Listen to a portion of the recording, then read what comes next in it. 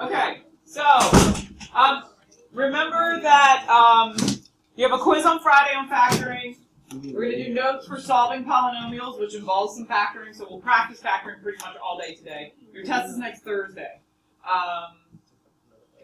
If you still don't know how to factor and you're feeling very overwhelmed, stay after school with me and I will sit next to you and I will help you factor, okay? But if you're not putting the effort in, we cannot spend any more time in this class working on factoring. It's something you should have learned in algebra 1. If you didn't, then I apologize. All right. How do we do on number 1? Bad? I'm going to put the answer up and you can ask questions.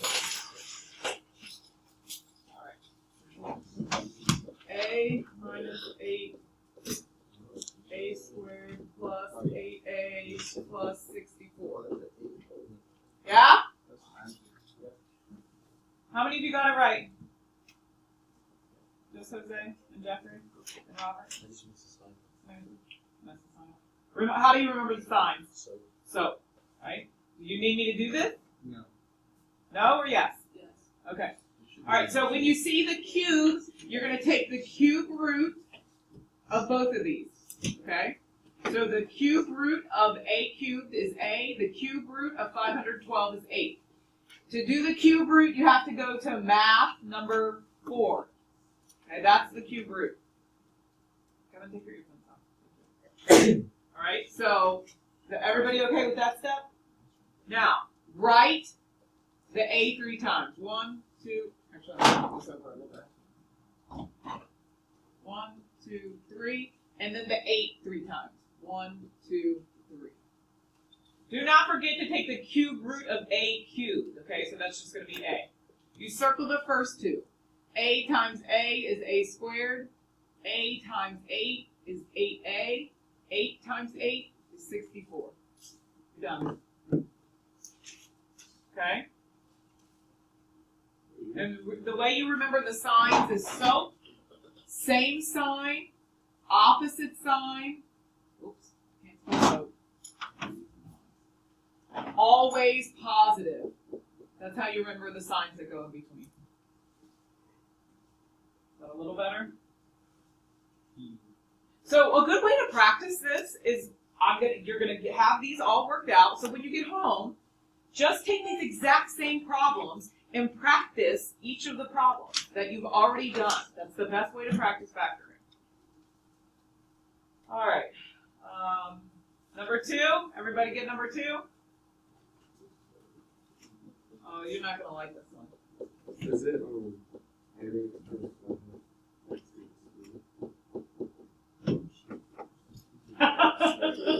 That's the answer. Anybody get that one? 3. Okay, so let's go through this one. What's the first step here? What are we going to do? GCF. What's my GCF?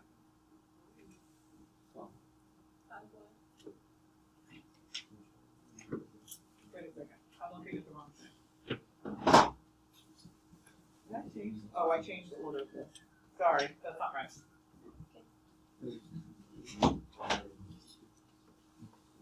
It's 5y, 8y, minus 3, y plus 4. How about now? Everybody get that? No? All right, so you need to find the GCF. What's my GCF of the numbers first? 5, yes. What about letters? Do I have a letter I can factor out? Why? First step, I have to factor it out. Deidre, you pay attention. All right. So the 5y I'm going to write on the outside here, and then I'm going to write what my trinomial that's left. So 40 divided by 5 is 8. Y cubed divided by y is y squared. 25 divided by 5 is 5. Y squared divided by y is just y. 15 divided by 5 is 3. Y divided by y is 1. It seems like I'm doing it fast. If you don't know your multiplication tables, it's fine. I don't care. Just put it in the calculator. Okay? Okay. So now I have a trinomial with a leading coefficient greater than 1. So what am I going to do? Look at number 2 on the one that we did yesterday. Mrs. Mills did with you. Or no, we did this morning. What do we do? Slide and divide. So what's my first step? Yeah. Good. Multiply the 8 times the negative 3. And then you're going to rewrite. 8. Oh, no, not 8. Sorry. Y squared plus 5y minus 24. Now what? Look at the example we did. What's the next step? Put it in the calculator. What are we putting in the calculator? Negative 24 divided by x. Negative 24 divided by x plus x.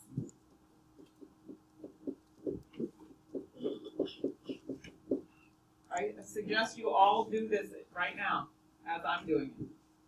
Unless you got it right, that's fine. If you didn't get it right, you need to do it. So, what does that give me? What are my two factors? Negative 3 and 8. Negative 3 and 8. Okay? So, y minus 3, y plus 8. We're done, right?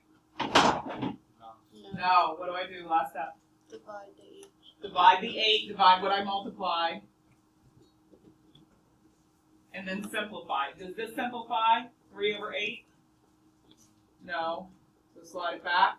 So that's 8y minus 3. 8 over 8 reduces to 1. So y plus 1. There is one of these on the quiz.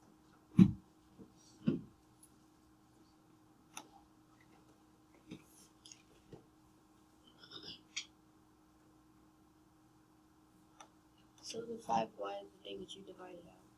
That's why it's up there? Yeah, because whenever you divide something out, you need to list it up there. Because technically it is a factor.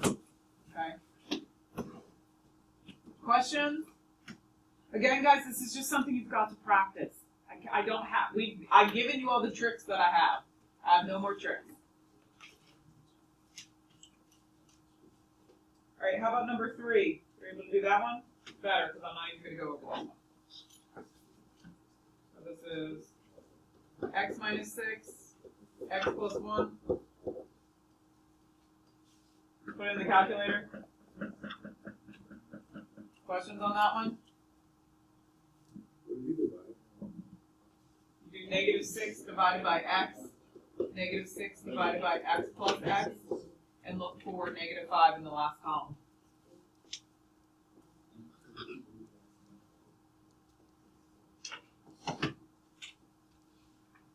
All right, number 4.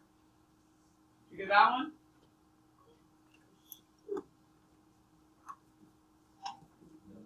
No? Did anybody get number 4? I think number 4 is the easiest one. Did you get it, Arlene? No, I don't know if it's right. Okay, what'd you get? 1 plus 2 and x squared minus 9. Oh, very nice. You got one more step on there, but that's fine. How do you solve this? The ones that have 4 terms are very easy. Just group the first 2 together. What can I factor out? X squared. X squared, y plus 2. What can I factor out of here? A negative 9, because this is leading with negative, so we're going to factor out a negative 9. So negative 9 on the outside, y plus 2. This matches, so my factors are y plus 2 and y squared minus 9. There's one more step you could take with this. That y squared minus 9, why is that special? Why is y squared minus 9 special? What? Y squared minus 9, why is that special? It's the difference of perfect squares. So you can take this one more step. Got y plus 2, x plus 3, x minus 3. Remember, difference of perfect squares, you do the square root of each of these, and then you do plus minus. Okay? So technically, the final answer is what's in red. And then the last one is also the difference of perfect squares, 7 plus k, 7 minus k.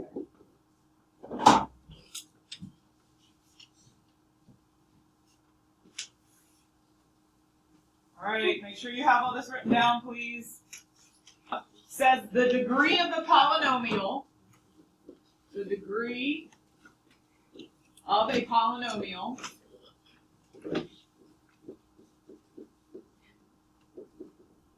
degree of a polynomial. And what is the degree of a polynomial? Huh? What's the degree of a polynomial? If I give you x squared minus x plus 2, what's the degree of that polynomial? 2, right? It's this piece right here. The highest exponent, that's the degree of a polynomial, the highest exponent, equals the number of complex solutions.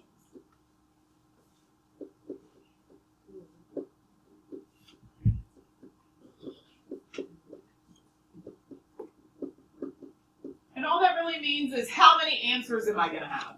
The degree should tell you how many answers I should have. Okay, so if the degree of this is 2, how many answers should I have? 2.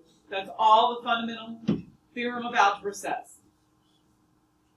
Now you can party this weekend, you can tell all your friends about how you know the fundamental theorem of algebra. Good talking point. Makes you sound really smart.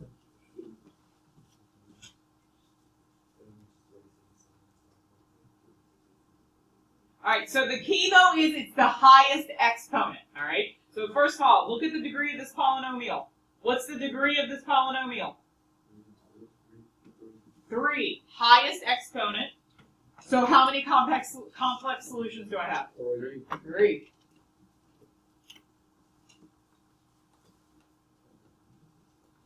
Can you do the next 3? Give you 15 seconds. Go!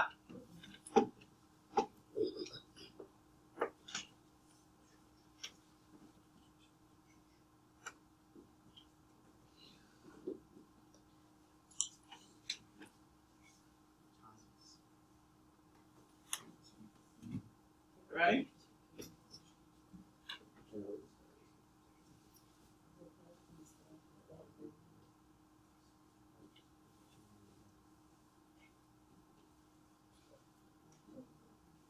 All right, how many solutions, how many complex roots? How many complex roots does this one have? 4. How many complex roots does this have? 5. How many complex roots does this have? 2. Remember, it's the highest exponent. Anybody not see what we just did? Questions? All right, what are some other names for for solutions? What are some other words for solutions? Roots? X-intercepts. X-intercepts? Solution. Good. Zeros. These are all similar concepts. They don't mean exactly the same thing, but they are very similar concepts. So remember, the degree of the polynomial tells you how many solutions there are. It does not tell you how many x-intercepts there are, because sometimes you have imaginary solutions. Okay?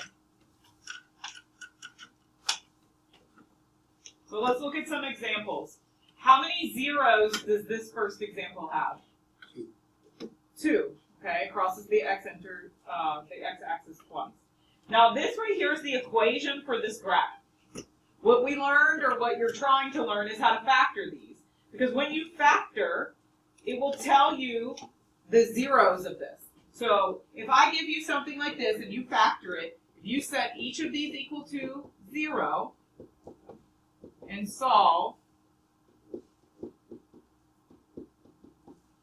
what did it give me? X equals -2, x-intercept. X equals 3, x-intercept. That's why we factor. That's the whole point of factoring, is finding those zeros. So it is amazing. It really is. The amazing thing is, that means that you could do all of this in the calculator. Unless it's like a really ugly one. Ugly ones you can't see in the calculator. Alright, so what are the zeros of this example? -2 and 3. Alright, so try the next one. You see where the zeros are of this function, but I want you to try it algebraically. Find the zeros of the function. Set them each equal to 0.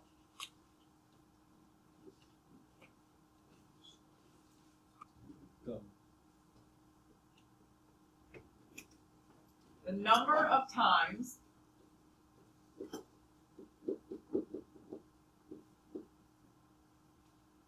a given root is a solution.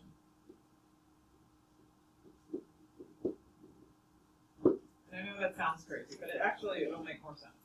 So the number of times a given root is a solution.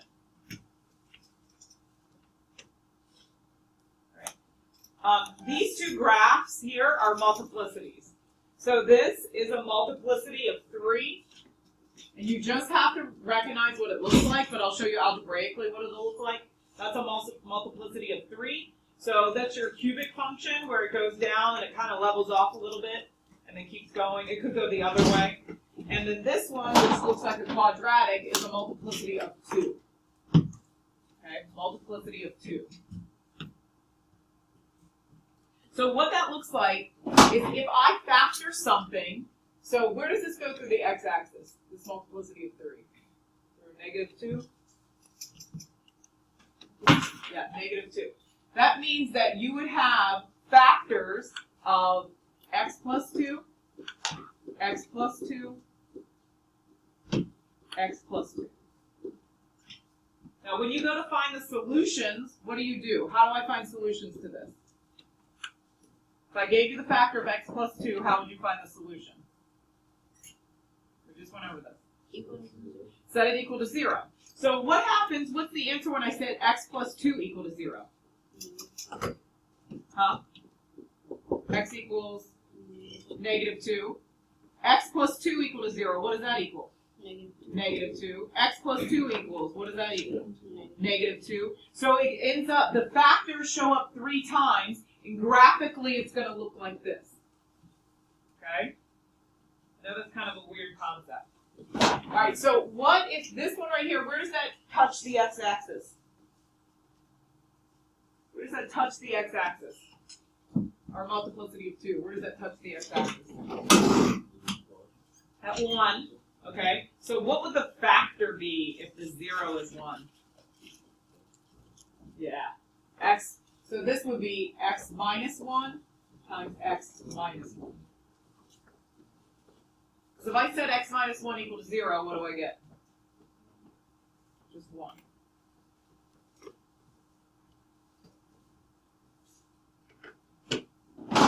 Another way to write this, x plus 2, x times x plus 2 times x plus 2, you can write it like this. X plus 2 cubed. Because it's x plus 2 multiplied 3 times. So that's another way. You've got to recognize both ways. This x plus 2 is the same thing as this. Alright, so again, let's recap. A multiplicity of 3 looks like a cubic function where it's going to go and it's kind of level out but then keep going. Multiplicity of 2 looks like a quadratic, and it could be facing down or it could face it up and it just bumps against the x-axis. Okay? So let's look at 5a. What kind of multiplicity is that?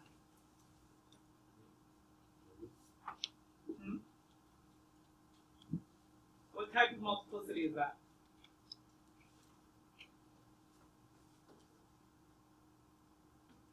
If I look at just this side, what kind of function does that look like? Just this side. Quadratic. And what kind is a quadratic? Multiplicity of 2. It can go up or down. Okay? All it is bumping against the axis, so this is a multiplicity of 2. What about this one? What is this? Multiplicity of what? 2. You have to recognize what it looks like. Okay? When it touches the axis, it's a multiplicity of 2. Alright, what about this one? What's the multiplicity of this? How many? 3. 3 is the one that goes through. It like kind of hovers there on the x-axis and then keeps going up, or the other way. And then what about this one? 2. It's a multiplicity of 2. Alright, try C and D.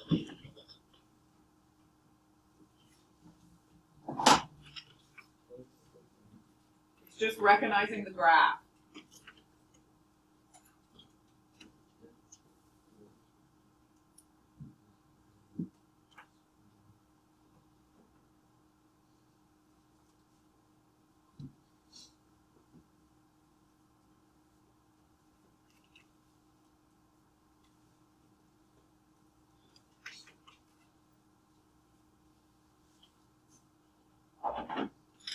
All right, how about C? What's C?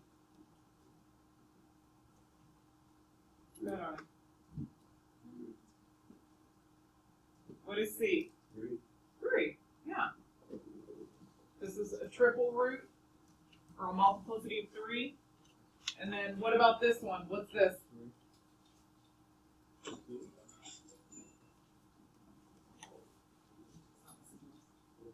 What's this one? 3 is where it goes through. Does this go through? Just look at just this. Yeah, this is 2. And then this one right here, when it goes all the way through, it doesn't like stop. That's just a multiplicity of 1. That's the one you normally see. I'm a little worried about that. All right, read number 6, please. Read number 6. Let's think about what we did last class. Is this an even or an odd function? Even. Why? It's going the same direction, right? If the end behavior is going the same way, then it is an even function. Very good, even function. What is the possible degree of this function? Piece of candy for somebody who gets it right. Possible degree. It says smallest possible. Smallest possible degree. What do you look at to do the degree? What did you learn last time? What do you look at to do the degree? Turning point. And it's always what?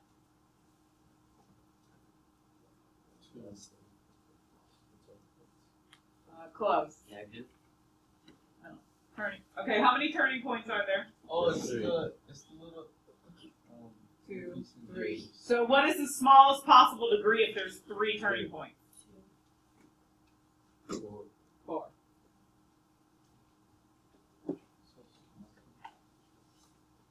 It's 1 more than the turning points, or the turning points is 1 less than the degree. You got to be able to go both ways. All right, now we got that. No candy for you.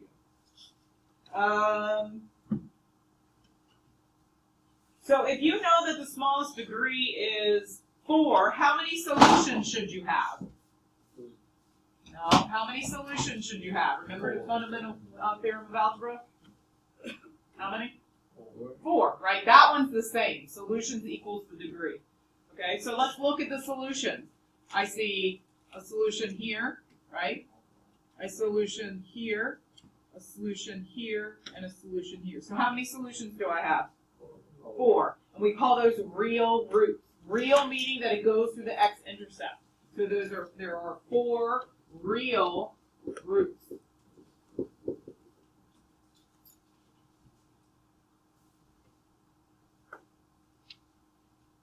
All right, next one. Even or odd? Odd. Right, and why? Different directions, right? This is odd.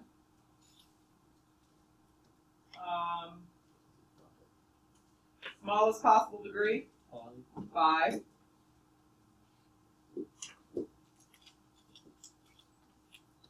Okay, so let's look at the real roots first. We need to look at how many times it crosses the x-axis. How many does this count for? 2. It's a multiplicity of 2, so that counts for 2.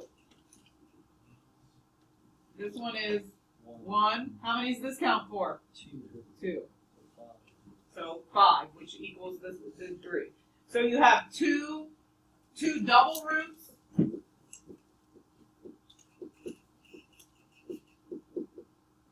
And one real root. Oh, I put real.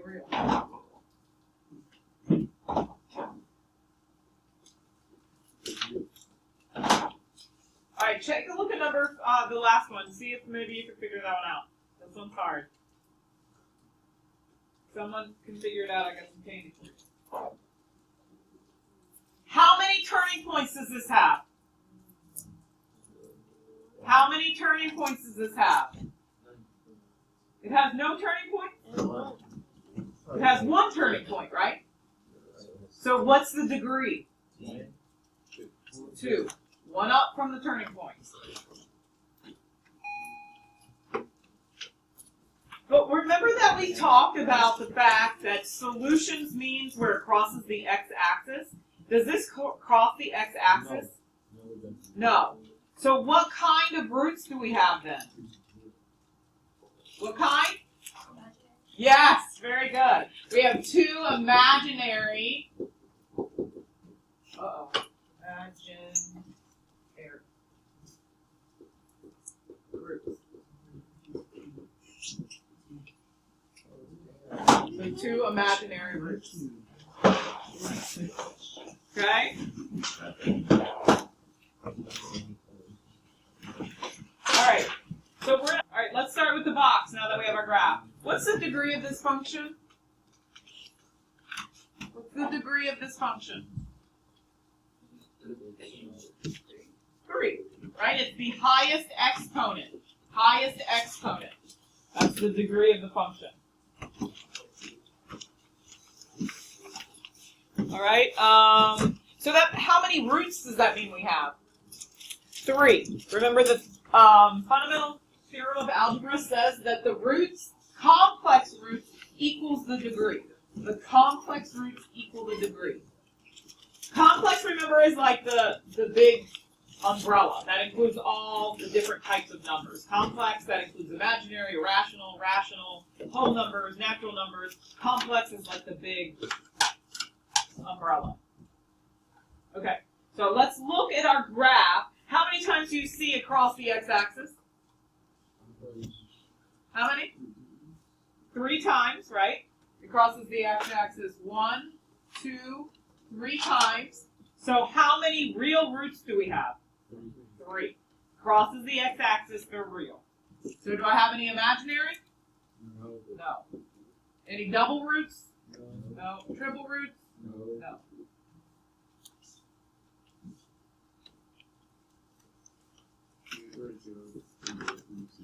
You can say no, that's fine. Or none.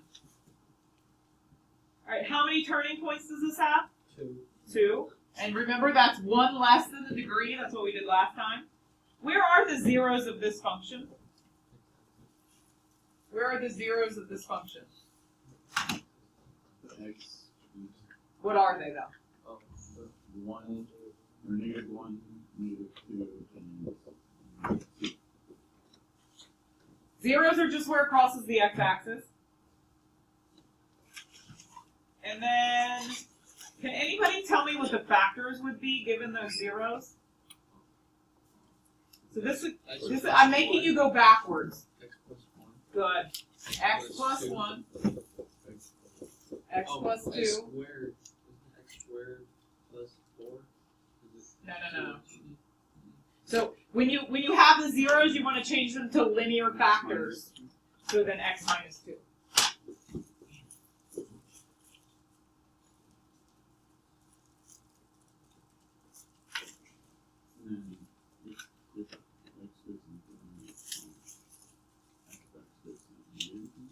Okay, so let's talk about the end behavior.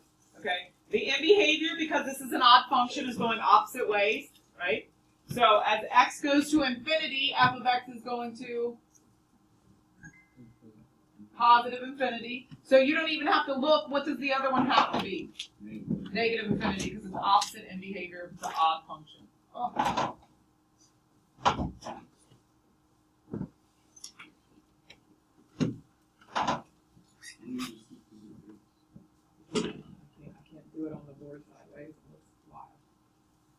be like all sideways and crazy.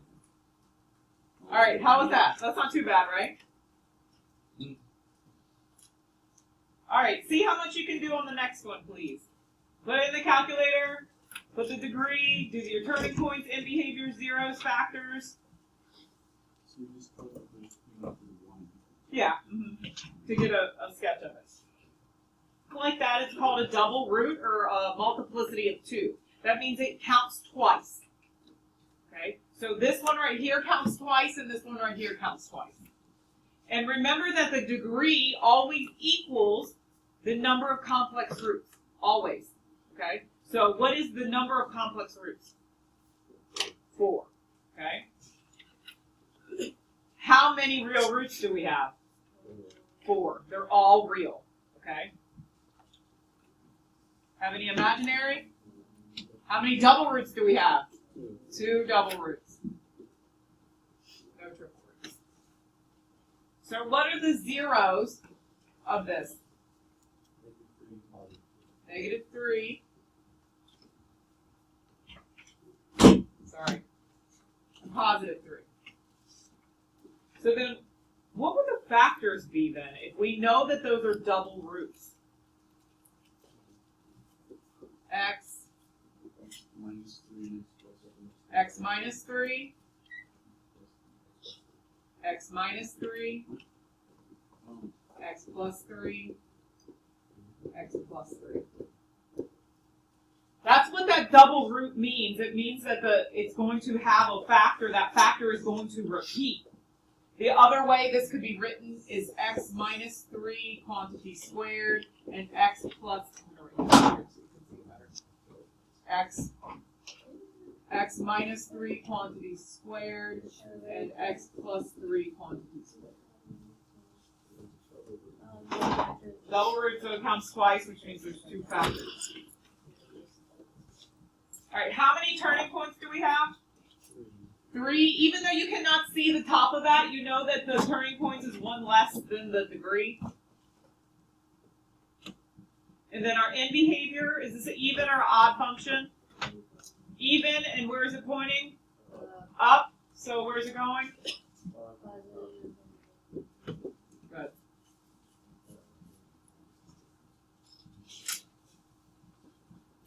All right, let's do one more. We're almost done. Notice I haven't made you factor anything yet. I've been so nice. Next page, you gotta factor.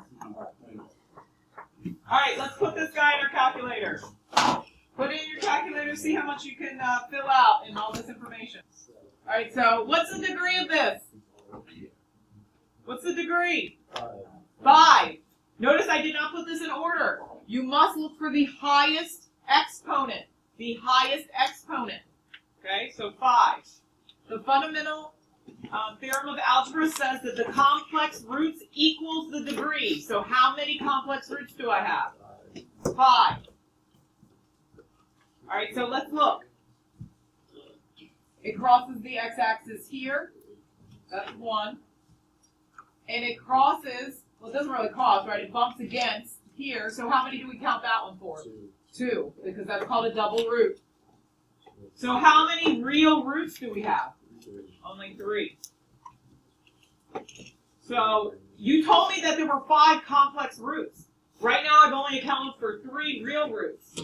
So what are the other 2? Imaginary. The other 2 have to be imaginary.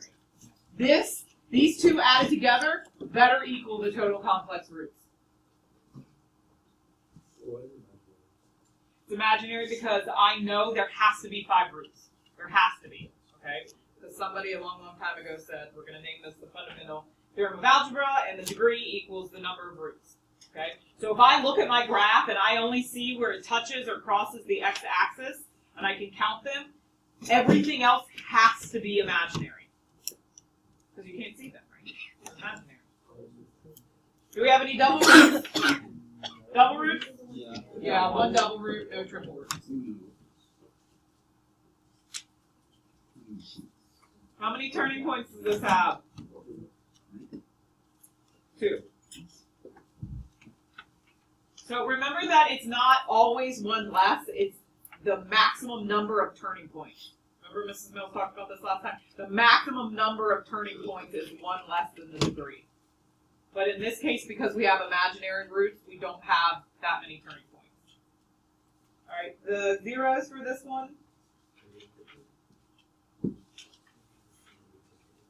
So it's like -1. It's actually -1.06 and 0.81. So we can't, when it's a decimal like that, I can't turn that into factors. How did I know that it was -1.06? What did I do? Yeah, I went to second calc and did the intersection. I don't want to do that right now because we don't have time, but that's, you know how to find them if they're not whole numbers. So I can't write the factors for this one because this one isn't pretty. All right, and then our end behavior is an odd function, so opposite end behavior. As x approaches infinity, where is y going? Negative infinity. So the other one is the opposite. All right, how do we feel? Tired?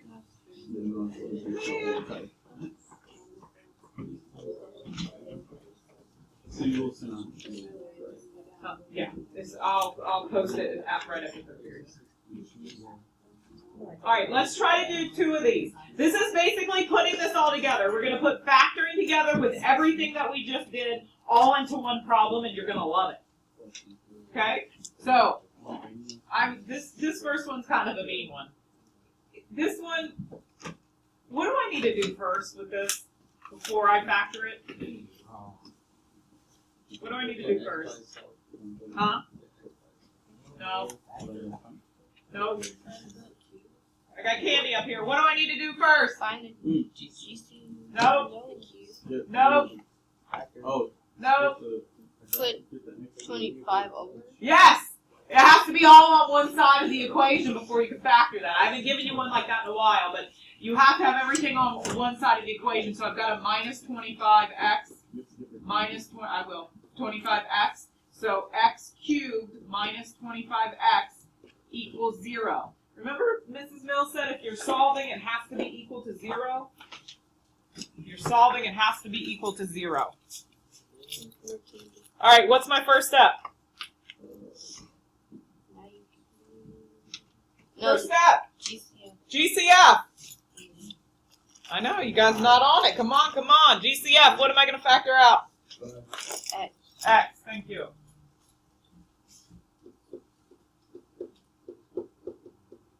Oops, sorry.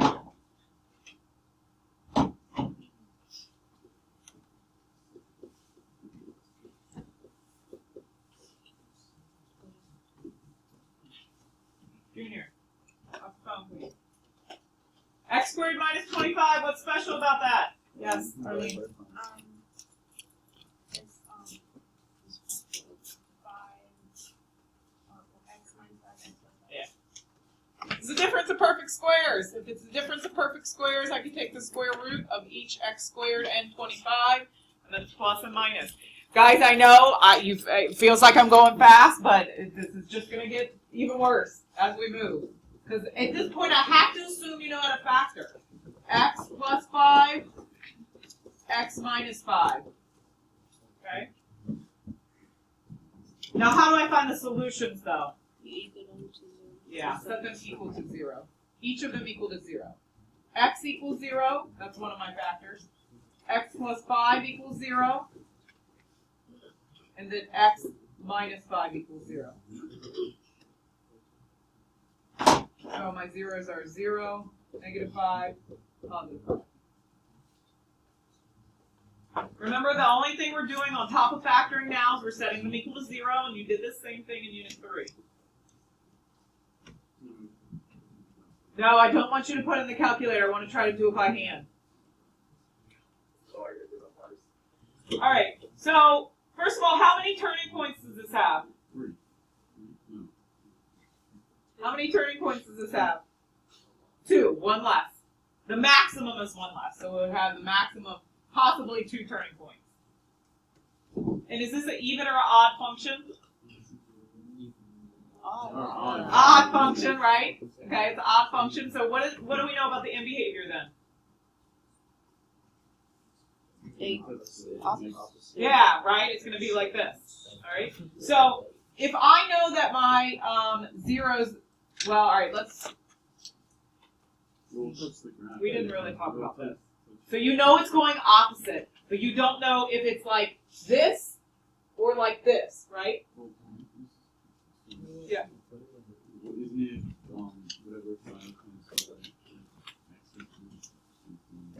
7 No, not the end behavior.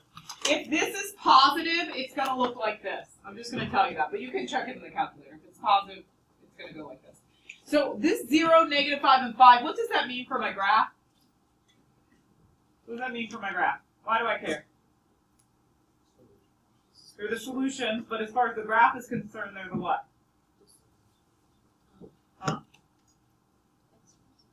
X-intercepts. So I already, before I even put it in the calculator, I know that I can put a point there, I can put a point there, and I can put a point there.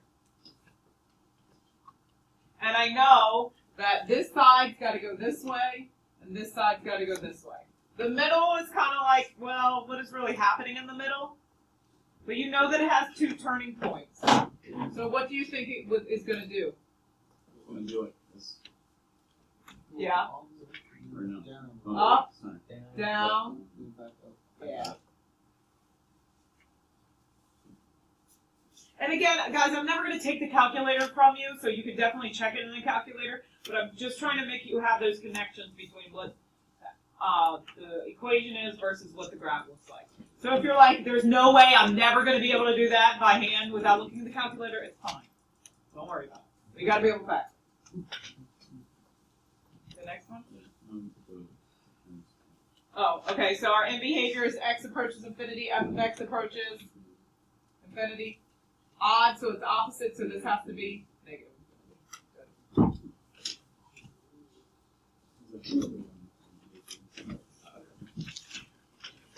All right, you want to do one more? Got 6 minutes. All right, factor number 2, please. Factor number 2. That one's this one's an easy one. Factor number 2.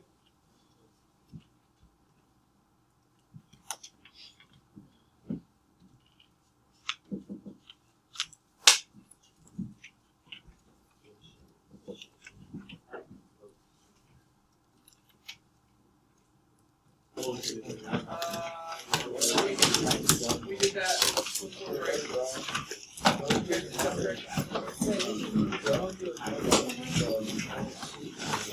Oh, I can give it to you today if you want it.